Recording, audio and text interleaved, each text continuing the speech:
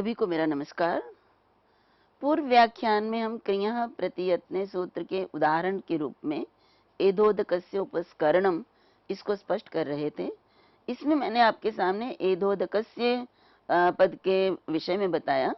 अब मैं आपके सामने उपस्करणम पद किस प्रकार से बना है इसको भी स्पष्ट करना चाहती हूँ। तो उपस्करणम में उपसर्ग है, क्री धातु है और ल्युट प्रत्यय लग के उपस्करण बनता है। क्री से ल्युट करने पर करण बनता है, यू को अन होकर वो उप और फिर करण, और यहाँ पे सुट आगम होता है और वो सूत्र आपके सामने है। उपात प्रतियत्न वैकृत वाक्याध्यारेषु। तो ये यहाँ पे सुट हुआ आगम, और सुट आगम करने होने पर फिर उप सुट और करण और उपस्करण ये बनता है, और उपस्करणम या नपुंसकलिंग एक वचन में रूप बनता है। अब सूत्र में प्रतियत्ने बोला है कि क्रिया का प्रयोग हो और गुणों का आधान अर्थ होना चाहिए। यदि गुणाधान अर्थ नहीं होता क्रिया धातु के प्रयोग से के द्वारा, तो तब ये कर्म में शेषत्व विवक्षा नहीं होगी और षष्ठी नहीं होगी। जैसे अब हम आपके सामने प्रतियत्ने इति किम कटम करोति, तो यहाँ पे कट मीन्स होता है जो बैठने का, जो आसन चटाई बोलते हैं जिसको, वो बनाता है। तो यहाँ पे उसको संस्कारित करना इस प्रकार से कोई अर्थ नहीं है, केवल यहाँ पे क्री धातु का प्रयोग उसके बनाने के लिए किया गया है, उपस्करण के लिए नहीं हुआ। इसलिए यहाँ पे कट जो कर्म है उसमें षष्ठी नहीं होगी, केवल द्वितीय विभक्ति का प्रयोग होगा। इसी प्रकार से देखिए सूत्र में कहा है कि कर्म में ही शेषत्व विवक्षा होने पर षष्ठी विभक्ति होती है। क्री धातु जो है उसके कर्म में षष्ठी विभक्ति होती है। तो यहाँ पे देखिए जैसे हमारे सामने उदाहरण है, एधोदकस्य उपस्कुरते प्रज्ञया। तो यहाँ पर जो प्रज्ञा है ये कर्म नहीं है, बुद्धि के द्वारा उपस्करण करता है, संस्कारित करता है। तो यहाँ पे बुद्धि जो है ये कर्म नहीं है, इसलिए प्रज्ञा में षष्ठी विभक्ति नहीं होगी। उसके बाद देखिए एक और पद का प्रयोग है शेषे इत्येव। तो कर्म में शेषत्व विवक्षा यदि होती है तभी षष्ठी होती है। तो जब यदि हम शेषत्व विवक्षा नहीं करते हैं, देखिए विवक्षा शब्द का अर्थ बहुत आवश्यक हो जाता है कि वक्ता की इच्छा होनी चाहिए। यदि वक्ता की इच्छा ही नहीं है तो हम वो षष्ठी विभक्ति नहीं लगाएंगे। तो वक्ता यदि उसको शेष के रूप में नहीं कहना चाहेगा तो कर्म होने के कारण द्वितीया लगेगी। जैसे एधोदकम उपस्कुरुते, तो विवक्षा के अधीन है ये विभक्ति का प्रयोग करना। अब आगे एक और सूत्र है इसी संदर्भ में। देखिए ये जितने भी सूत्र आपके सामने आ रहे हैं ये सारे प्रतिपद विधान षष्ठी का विधान करते हैं, और इनसे जो हम विभक्ति करेंगे षष्ठी, उसमें हम समास नहीं करेंगे। प्रतिपद विधान षष्ठी न समस्यते। अब अगला जो सूत्र है वो है रुजार्थानाम भाववचनानाम अज्वरेः। तो यहाँ पे देखिए तीन पद है, रुजार्थानाम, फिर भाववचनानाम और अज्वरेः। तो यहाँ पे सबसे पहले भाववचनानाम क्या क्या अर्थ है, तो भाव कर्तृका नाम, या वचन शब्द का अर्थ है कर्ता, तो भाव जिनका करता है। अब भाव क्या होता है, भाव होता है धात्वर्थ, धातु का अपना अर्थ ही जिनका कर्ता होता है। कर्ता क्या है, धातु का अर्थ ही, न कि कोई अन्य बाह्य पदार्थ या द्रव्य। तो धातु का जो अर्थ है वही जिसका कर्ता है उसे भाव कर्तृक कहते हैं। तो भाव जिनका करता है। और ज्वर वर्जिता नाम और रुजार्था नाम, तो और कैसी रुजार्थ, रुज मीन्स होता है पीड़ा, कष्ट, रोग, इन सब के लिए रुज कहा जाता है। तो रुज अर्थानाम मीन्स पीड़ा अर्थ वाले या कष्ट अर्थ वाली जितनी भी धातुएं हैं, लेकिन ज्वर वर्जिता नाम, ज्वर धातु को छोड़कर। तो इसमें क्या क्या कहा कि एक तो धातु कैसी होनी चाहिए जिनका कर्ता भाव हो, और धातु कैसी होनी चाहिए उनका अर्थ रुज, रोग या पीड़ा, घाव इत्यादि होना चाहिए। परंतु उसमें धातु ज्वर नहीं होनी चाहिए। ज्वर धातु भी जो है पीड़ा अर्थ में ही प्रयुक्त होती है, ज्वर भी पीड़ादायक होता है, तो ज्वर धातु नहीं होनी चाहिए। इसको छोड़कर अन्य जो भी रुच अर्थक धातुएं होती हैं उनके कर्म में शेषत्व विवक्षा होने पर, उनके कर्म में यदि उनको शेष के रूप में हम कहना चाहते हैं तो षष्ठी भक्ति हो जाती है। अब आपको इसके उदाहरण के रूप में स्पष्ट करते हुए यहाँ पे जो उदाहरण है वही है चौरस्य रोगस्य रुजा। अब देखिए यहाँ पर इसका अर्थ क्या है कि चोर को रोग रुजा में पीड़ित करता है या कष्ट देता है। तो यहाँ पे देखिए अब जो है चोर को कष्ट कौन दे रहा है? रोग। रोग करता है, ये जो कष्ट है रुजा ये रोग कर्तृक है, तो ये रोग इसका करता है। और ये रोग शब्द कैसा है? भाववाचक है। रोग जो है वो पीड़ित करता है, और ये रोग कोई द्रव्य या कोई ऐसा पदार्थ नहीं है, अपितु रुज धातु से बना है घय प्रत्यय लग के रोग, और ये धातु का ही अर्थ है, धातु का अर्थ ही रोग है, तो ये भाववाचक है। और भाव अर्थ में यहाँ पे रुज धातु से घय प्रत्यय लगा है, तो घय प्रत्यय लगकर बनता है रोग, और ये करता है रुजा का, पीड़ा का करता है। और करता पीड़ा किसको देता है? चोर को। तो यहाँ पे देखिए चोर कर्म हुआ, जैसे रोग चोर को पीड़ा देता है, ये अर्थ है इसका। तो चोर क्या हुआ? जो पीड़ा देना क्रिया है उसका जो है कर्म कारक क्या है? चोर।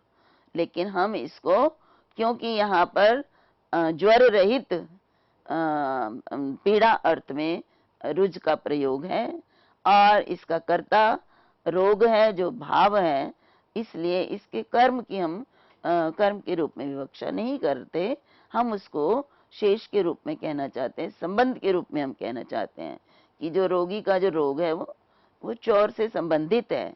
तो यहाँ पे चोर जो है इसको हम षष्ठी भक्ति में प्रयुक्त करेंगे। तो इस प्रकार से यहाँ पर चौरस्य होगा, चौरम नहीं होगा। तो चौरस्य रुजति रोगा, ये भी ये मैंने अर्थ आपको बताई है कि रोग जो है चोर को पीड़ा देता है। तो इस उदाहरण में भी हमें इसी प्रकार से चौरस्य में षष्ठी भक्ति का प्रयोग होगा। तो चौरस्य आमयत्वम, आमय, यहाँ पे देखिए चौरस्य आमयति आमयः, तो मैंने बताया था रुज अर्थ वाली धातु है, तो यहाँ पे आमयति, आमय भी रोग अर्थ वाली ही धातु है, पीड़ा देना।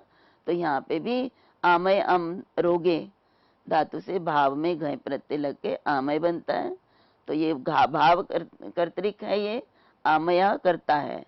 और आमयति पीड़ा देना, तो ये रुजार्थक धातु है, आमयति अम धातु। और उसके बाद चौरस्य, यहाँ पे चोर कर्म है, चोर को रोग जो है वो पीड़ा देता है, यही अर्थ है इसमें भी। तो यहाँ पर भी चौरस्य षष्ठी भक्ति का प्रयोग होगा। अब यहाँ पे सूत्र में कहा कि रुजार्थक धातु होनी चाहिए, रुजार्था नामिति किंग, रोगार्थक धातु होनी चाहिए। यदि रोगार्थक नहीं है, अन्य किसी अर्थ में है, तो भले ही कर्ता भाव भी होगा और जो है ज्वर नहीं भी होती है, तब भी यहाँ पर षष्ठी भक्ति नहीं होगी। जैसे एति जीवंतम आनंदो नरम वर्ष शतादपि, ये पंक्ति शब्द कौस्तुभ में उदाहरण के रूप में दी गई है, और ये है कि आनंद मनुष्य को वर्ष शतादपि जीवंतम एति, सैकड़ों वर्षों तक भी जीवित रखता है। तो यहाँ पे देखिए आनंद, यहाँ पे आनंद जो है ये करता है जीवंतम एति, जीवित रखने का, लेकिन यहाँ पे आनंद जो है वो रोग अर्थ वाला नहीं है, पीड़ादायक नहीं होता है, इसलिए यहाँ पर जो है नरम में षष्ठी भक्ति नहीं होगी, है द्वितीय भक्ति ही प्रयोग होगी। अब सूत्र में भाव कर्ता होना चाहिए, तो भाव कर्तृक होने पर ही षष्ठी भक्ति होगी। तो भाव वचना नामिति किम, तो जिन धातुओं का या जिन क्रियाओं का कर्ता, रुजार्थक क्रियाओं का कर्ता भाव होगा, तभी उनके कर्म में षष्ठी की विवक्षा होगी और षष्ठी विभक्ति का प्रयोग होगा। जैसे नदी कूलानि रुजति, ये महाभाष्यकार ने इस उदाहरण प्रत्युदाहरण को दिया कि यहाँ पर नदी कूलानि रुजति, नदी जो है किनारों को रुजति तोड़ती है, तो ये तो पीड़ा देने वाली अर्थ है। और यहाँ पे कूलानी, यहाँ पे कर्म है, परंतु ये जो कर्ता है नदी, ये भाव नहीं है। नदी एक वस्तु है, एक सामान्य दृश्य पदार्थ है, इसलिए नदी का प्रयोग है, भाव कर्ता न होने के कारण। यहाँ कुलानी का प्रयोग है, कूलानी का प्रयोग है, कूला नाम प्रयुक्त नहीं होगा अगर भाव कर्ता नहीं होगा। इसी प्रकार से सूत्र में कहा अज्वरे है, अर्थात ज्वर धातु नहीं होनी चाहिए। यदि ज्वर धातु होती है तो चाहे भाव करता हो तब भी उसके कर्म में शिष्यत्व विवक्षा नहीं होगी और षष्ठी नहीं होगी। जैसे आपके सामने उदाहरण है अज्वरे रीति किम, ये प्रश्न है, ऐसा प्रयोग क्यों किया, तो उसका उदाहरण है चौरम ज्वरयति ज्वरा, तो जो ज्वर है वो चोर को ज्वरयति, अर्थात वो पीड़ित करता है, कष्ट पहुंचाता है। तो यहाँ पे ज्वरयति भी ठीक है, और उसके बाद है भी जो है पीड़ा देना ही है, लेकिन यहाँ पे ज्वर का प्रयोग है और सूत्र में ज्वर को छोड़कर अन्य रोग अर्थक कोई धातु प्रयुक्त हो तभी उसके कर्म में शिष्यत्व विवक्षा होगी।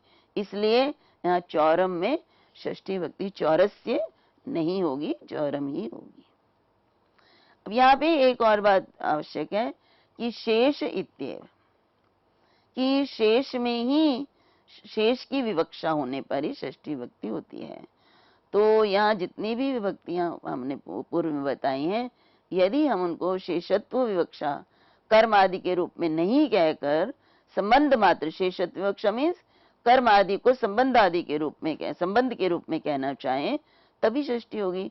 यदि हम उनको कर्म के रूप में ही कहना चाहते हैं तो षष्ठी नहीं होगी। ये शेष इत्येव कहने का प्रयोजन है। तो जैसे उदाहरण है चौरम रुजति रोगा, तो वही वाक्य है जो पूर्व में हमने चौरस्य प्रयोग किया, लेकिन हम अगर उसको शेष के रूप में ना कहकर हम ये कर्म के रूप में बताना चाहते हैं कि रोग चोर को पीड़ित कर रहा है, अर्थात हम ये नहीं कहना चाहते कि ये पीड़ा जो है वो चोर संबंधित है, तो यहाँ पे फिर क्या होगा, षष्ठी नहीं होगी। तो मैंने पहले भी आपको बताया कि कारक वक्ता की इच्छा पर निर्भर होते हैं। आचार्य पाणिनि ने जो सूत्र बताए गए हैं उन्हीं को हम ध्यान में रखते हुए विवक्षा करेंगे। ऐसा इसका अर्थ ये नहीं है कि हम किसी को भी हम कर्म के रूप में ना कहकर उसको षष्ठी के रूप में कह सकते हैं। कुछ विशेष नियम हैं जिनके योग में ही हम कर्म आदि की विवक्षा शेष के रूप में करते हैं। अब एक वार्तिक इसी सूत्र के संदर्भ में है, अज्वरी संतापयो, अज्वरी संताप्यो रीति वाच्यम। तो यहाँ पे कहा कि सूत्र में क्योंकि कहा ज्वर धातु को छोड़कर, तो इन्होंने साथ में कहा वार्तिक में कि ज्वर और संताप अर्थ वाली धातुओं को छोड़कर, ज्वर और संताप धातु को छोड़कर अन्य किसी भी रुजार्थक क्रिया के योग में यदि हम कर्म आदि की विवक्षा ना करके उसको संबंध बताना चाहें तो वहां शेष षष्ठी होती है। तो यहाँ पे ज्वर धातु का तो मैंने उदाहरण पहले भी दिया, फिर से है रोगस्य चोर ज्वरः चोर संतापो वा। तो यहाँ पे देखिए इस वाक्य को थोड़ा सा हम ध्यान से देखेंगे क्योंकि इसमें रोगस्य में षष्ठी विभक्ति है। तो ये प्रश्न हो सकता है कि यहाँ षष्ठी किस लिए है। तो देखिए रोग यहाँ पे कर्ता है और चोर कर्म है, क्योंकि रोग अर्थ यही है कि रोग चोर को ज्वर देता है या रोग चोर को संतप्त करता है, संताप देता है।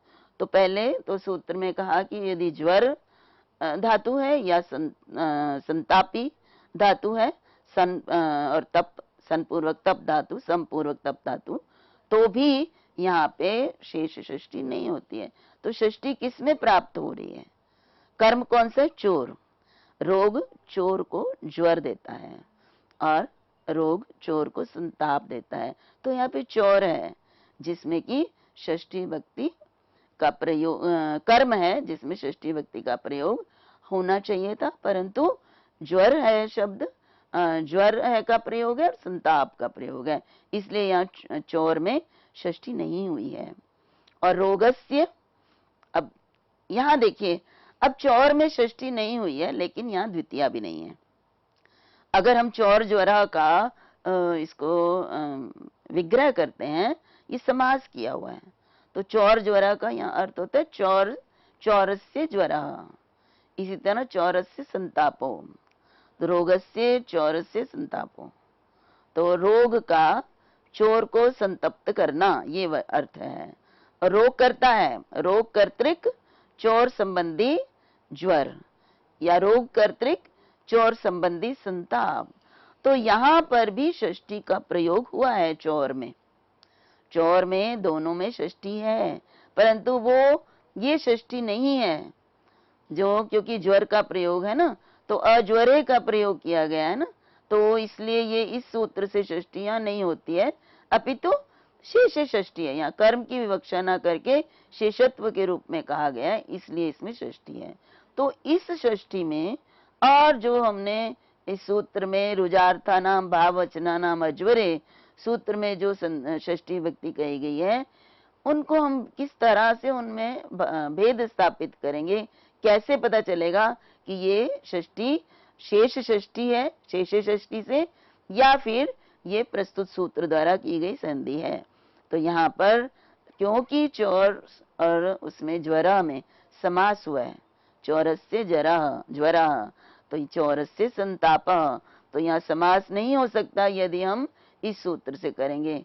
यदि षष्ठी शेषा से संधि की गई है तो इसमें दोनों में चौर और ज्वर में समास हो गया है। तो यही बताने के लिए कि ज्वर धातु है और संताप धातु से बने शब्द है, तो यहाँ प्रस्तुत सूत्र से रुजार्थानाम भाववचनानाम अज्वरे से यहाँ पे समास, इसमें षष्ठी नहीं होगी, क्योंकि अगर इससे होती है तो यहाँ समास नहीं हो सकेगा।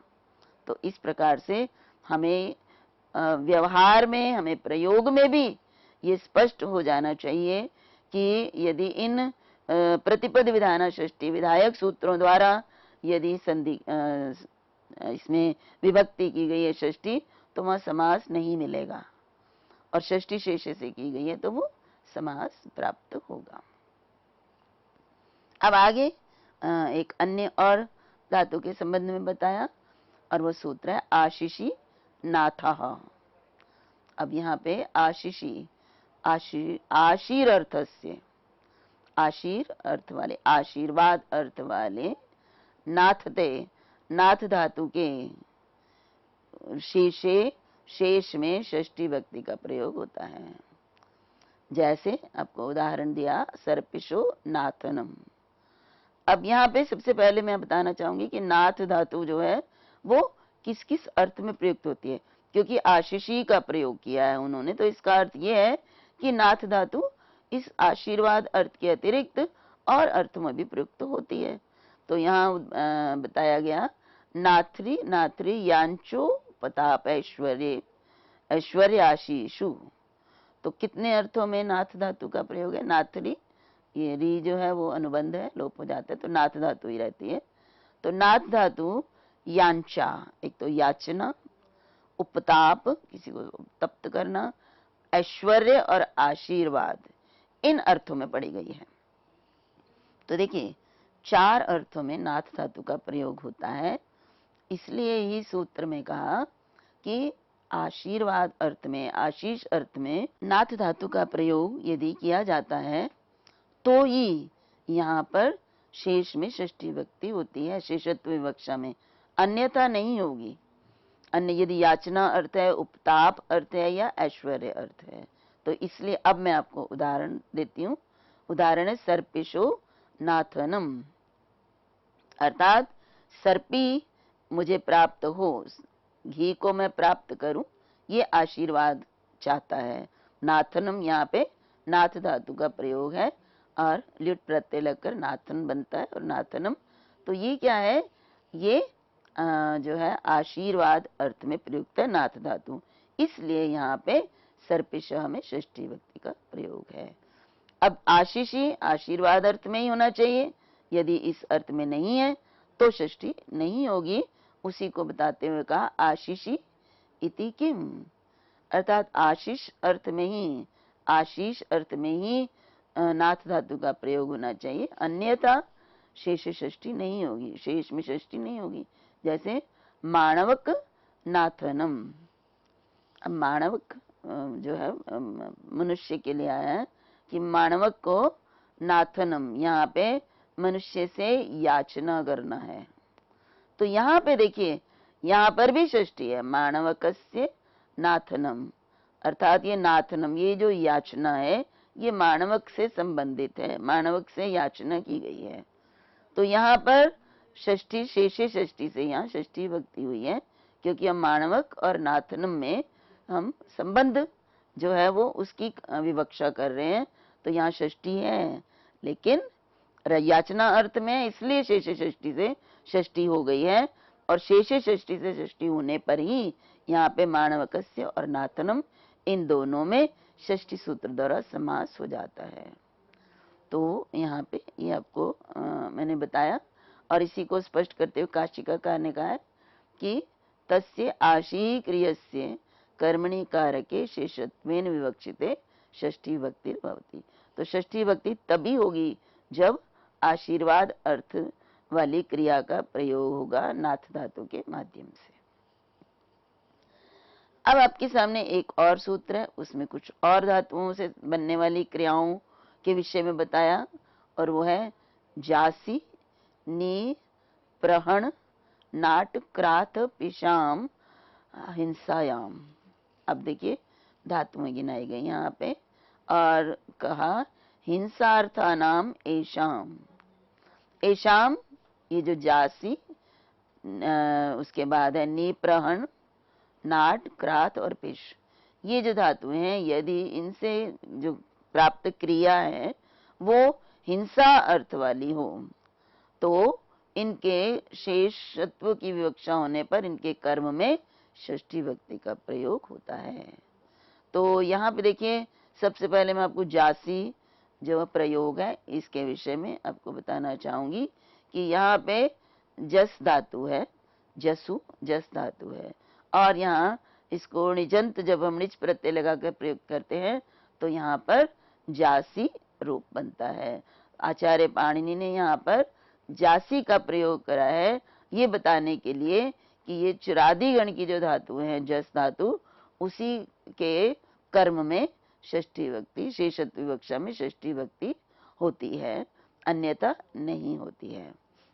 तो इसका उदाहरण है जैसे आपके सामने चौरस्य उज्जासनम, अर्थात चोर को उज्जासन, उसको हिंसा करता है, उसको मारता है।